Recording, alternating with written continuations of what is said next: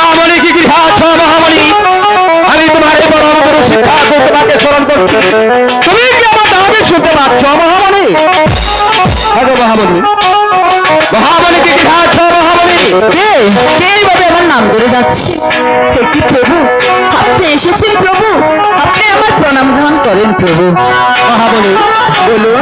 আমি অনেক দূর হতে এসেছি ও বড় আশা করে একটু পরে প্রেমালি করে আসাই মহামণি। এ কি বলছেন প্রভু? আপনি হয়েছেন দেবের দেব মহাদেব, তাকে কিভাবে প্রেমালিঙ্গ দেব প্রভু? মহামণি তুমি যদি প্রেমালিঙ্গ দিয়ে আমার তাপিত মনটাকে শীতল করে দাও তাহলে বলো, আর যদি তুমি আমাকে প্রেমালিঙ্গ না দাও তাহলে আমি তোমাকে অভিশাপ দিব, আর সেই অভিশাপে তুমি পুরোই হয়ে যাবে। তারা প্রভু, আমার যে বড্ড বড় ভুল হয়ে গিয়েছে। আপনাকে এক্ষুনি প্রেমালিঙ্গ দিচ্ছে। ঠিক আছে মহামণি, আমার শরীর বড় ক্লান্ত, তুমি আমাকে একটি সত্তা পেতে দাও, আমি একটু বিশ্রামই নেব মহামণি। ঠিক আছে প্রভু, তাই চলুন। না, আমার প্রভু তো কোথায় গিয়েছে? আমার প্রভু খুঁজতে খুঁজতে আমার যে বড় জল পিপাসা পেয়েছি। ওই তো সামনে একটি কুঠি দেখা যাচ্ছে, আমি গিয়ে দেখি ওখানে একটু জলপান করতে পারি কিনা।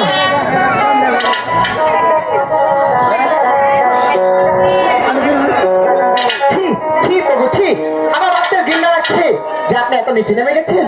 পার্বতী, তোমার আগে আমি পূর্বে বলেছিলাম আমি যখন দেবো বাধ্য করবাতে ধর্মপ্রচার করতে, তখন কিন্তু তুমি আমার সাথে থাকতে পারবে না। তাহলে তুমি এখানে কিসের জন্য এসেছো? এই কারণে আমি থাকতে পারি। রাধাকৃষ্ণের মিলন আমি কখনো দেখতে পেতাম না। একই বলছো পার্বতী রাধাকৃষ্ণের? তুমি ভুল দেখেছো পার্বতী, তুমি ভুল দেখেছো। কি ভুল দেখেছি? আমি এসে যা দেখলাম এখানে যে প্রেম লীলা চলছে সেটাকে আপনি বলতে পারেন সেটা আমি ভুল দেখেছি? প্রেমী লীলা, প্রেমী লীলা, প্রেমী লীলা। হ্যাঁ, পার্বতী, আমি হলাম দেবাদেবের মহাদেবী মহাগুরু শিব ঠাকুর, আর তুমি আমার সম্মুখে দাঁড়িয়ে আমার কাছে দিচ্ছে করো করো করো লাগে তোমার একটি ভাগ কাজ করা উচিত ছিল। ওই ব্যক্তির সাথে আমার কিসের সম্পর্ক বলুন? ওই ব্যক্তির সঙ্গে আপনার কিসের সম্পর্ক? দেখো পার্বতী, তুমি ওই মেয়েটির কাছেই তুমি কাজ করে দেখো। হ্যাঁ, আমি ওই মেয়ের কাছে জিজ্ঞাসা করে দেখবো ওই মেয়ের সঙ্গে আপনার কিসের সম্পর্ক। ওগো শুনছো, বলো ওনার সঙ্গে তোমার কিসের সম্পর্ক? মা, মা গো মা, আমি যে আপনার প্রভুর ভক্ত মেয়ে মা। ও, তাহলে তুমি আমার সেই ভক্ত মেয়ে মহামণি? হ্যাঁ মা। ওগো মহামণি, আমি জনকর অপরাধ করেছি, আমাকে তুমি ক্ষমা করবে না মা? ছি ছি মা, মা হয় কখনো মেয়ের কাছে ক্ষমা চাইতে নেই, তবে তুমি আমাকে ক্ষমা করে দাও মা। ঠিক আছে মহামণি, আমি তোমাকে ক্ষমা করে দিয়েছি।